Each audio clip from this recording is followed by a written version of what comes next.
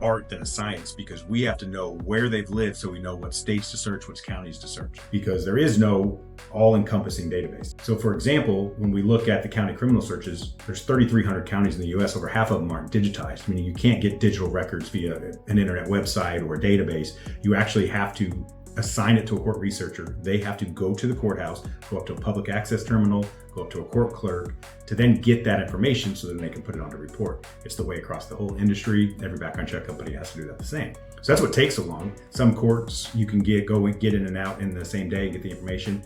And there are some courts, especially in certain areas like New Hampshire, Mississippi, where you have to go to a court clerk and they're so bogged down and so short-staffed, it may take 3-4 days to be able to get that information back because they just can't do enough. The million-dollar question I say is it just depends on where they've lived, but our overall system average is under 8 hours. So when you look at millions of background checks that we run on an annual basis, our average turnaround time is under 8 hours. What we're talking about is bringing those criminal records into a blockchain where it's being able to be accessed and monitored on when it's changed. Because right now, criminal records can be changed at any different level. They can be expunged, they can be added to a database, removed, because there are different databases that these for-profit companies that aggregate criminal data. But again, it's only 10% of the data that's out there. So what we're trying to get is how can we figure out, how can we get all of these criminal records into one repository to where then you can monitor those criminal records. We can give access to the actual applicants to give them the information to where they can then approve, deny,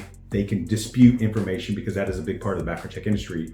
Using name and date of birth, you can imagine how many people have the same name and date of birth across the country.